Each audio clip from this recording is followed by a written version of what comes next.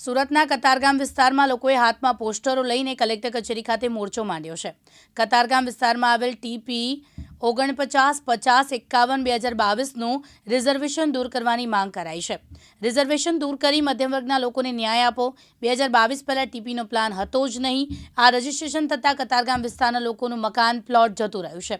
નિયમ પ્રમાણે પહેલા મકાન પ્લોટ આપવાનું રહે છે, પરંતુ પાલિકા દ્વારા કતારગામ વિસ્તારમાં લોકોને મકાન પ્લોટ આપવામાં આવ્યું નથી। તે ઉપરાંત રિઝર્વેશન કરવામાં આવ્યું ત્યારે સરકારની જગ્યા નથી।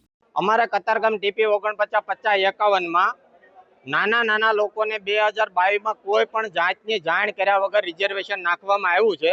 અમે લોકો 2 વર્ષથી બધી જ જગ્યા પર રજૂઆત કરીએ છીએ, પણ અમને કોઈ જગ્યાએ કોઈ જાતની સફળતા મળતી નથી। ઓનલી ફોર ખાલી ને ખાલી ખોટા દિલાસા અને આશ્વાસન આપવામાં આવે છે અને કોઈ કાર્યવાહી થતી નથી। એ ખુદ પણ સ્વીકારે છે કે આ રોંગ રિઝર્વેશન છે, પણ રોંગ રિઝર્વેશન છે તો આ અમને 2 વર્ષથી અહીંથી હટતું કેમ નથી? જો ભાઈ અમારે આ મિલકતમાં અત્યારે કોઈ પણ વેચાણ કરવું હોય, કોઈ મિલકતને કાંઈ કોઈ ભાઈઓ ભાગમાં વેચવી હોય તો કોઈ ખંડવાલ નથી, કોઈ લેવાલ નથી। આ મિલકતને અમારે સામાજિકમાં પ્રોબ્લેમ પડે છે। આ 500 પરિવાર આવ્યા છે અહીંયા, તો રિઝર્વેશન ખોટું છે તો તમને રાખીને શું ફાયદો છે? કેટલા અસરગ્રસ્તો છે આ રિઝર્વેશનમાં મિનિમમ 70 સોસાયટી અને 500 પરિવાર છે। અધિકારીઓ ચોખ્ખું તે ગુજરાત ગાંધીનગર સરકારના નામે બિલ ફાડે છે। જો આપણી ભાષામાં કહીએ, કાઠિયાવાડી ભાષામાં, તો એ ચોખ્ખું જ છે આ ગાંધીનગર ગુજરાત સરકારે 2019 થી 2022 માં કર્યું છે, તો એને પલાળી છે તો એ મુંડાવે। અહીંયા અમારી પાસે તમારે આવવું નહીં। શું માંગ છે તમારી? અમારી માંગ એક જ છે કે અમારું રિઝર્વેશન ભાઈ તમે ખોટું માનો છો તો હટાવો।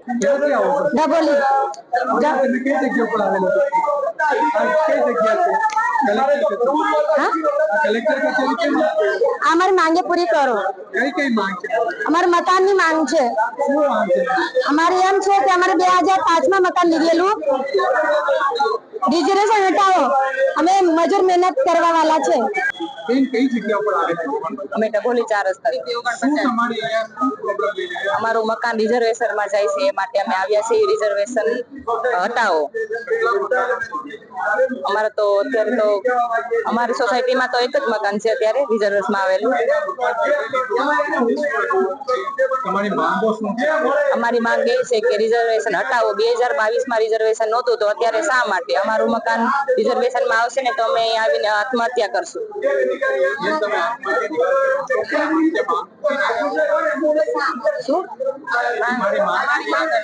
તો અમે ગાંધીનગર જશું। મોહનદીપ સોસાયટી 172 નંબર ડબોલી 4।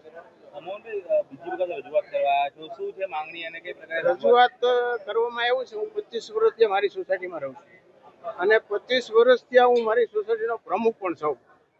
તો અમે આના માટે બહુ બધી ઓફિસોએ જઈ આવ્યા, પણ અમને ક્યાંય ન્યાય પૂરતી પેલી વાત નથી મળતી, એટલે અમારે આગળ આ નિહાળવું પડ્યું। અને ઘણા લોકોને સિંગલ મકાન છે, એક મકાનમાં રિઝર્વેશન, વળી 2 માં ને વળી 3જા મકાનમાં રિઝર્વેશન, કોઈની વાડીમાં। હવે મારી સોસાયટી 350 ઘરની સોસાયટી છે। 350 ઘરની સોસાયટીની એક વાડી છે, 832 સ્ક્વેર ફૂટની આસપાસ। તો હવે એ વાડીમાં રિઝર્વેશન આવે છે, તો અમારે નાના મોટા જે કઈ પ્રસંગ કરવાના હોય, સારા નરા બધા પ્રસંગ એમાં વાડીમાં જ થાય। આ જે અમારા સભ્યો છે એના, તો એના માટે અમારી વાડી આ લોકો લેવા માંગે છે, એટલે અમારે આ નો કારણે આ વસ્તુ લઈને લેવું છે। કેટલા સમયથી આ રિઝર્વેશન મૂક્યું છે? આ રિઝર્વેશન 2022 માં નહોતું, આ 23 માં આવ્યું, 20 માં નહોતું। આ અમારી પાસે પેલા નકશા બધાય છે, અમે નકશા બધાય કઢાવ્યા, ક્યારે હતું ક્યારે નહોતું, નવા નકશા કરાવ્યા, એમાં રિઝર્વેશન આવ્યું, જૂનામાં ક્યાંય નહોતું। રિઝર્વેશન મૂકવાનું કારણ શું હોય શકે? હવે આ ઉપરથી અમને આવ્યું છે, કોને મૂક્યું, હું કર્યું એ અમને નથી જાણતા, પણ અમને આ નોટિસો આપી, અમને એમ કીધું કે આ તમારે ખાલી કરવાનું થાય। 7 દિવસની નોટિસ આવે, 15 દિવસની નોટિસ આવે, આવું બધું કરે। આજે શું રજૂઆત? આજે અમારી આ જ રજૂઆત કે ભાઈ અમને આ રિઝર્વેશનથી મુક્ત કરો અને અમને ન્યાય આપો અને નાના માણસોના ઘર બચે, એવું અમે ઈચ્છીએ। યાસીન દારા, દિવ્યાંગ ન્યૂઝ, સુરત।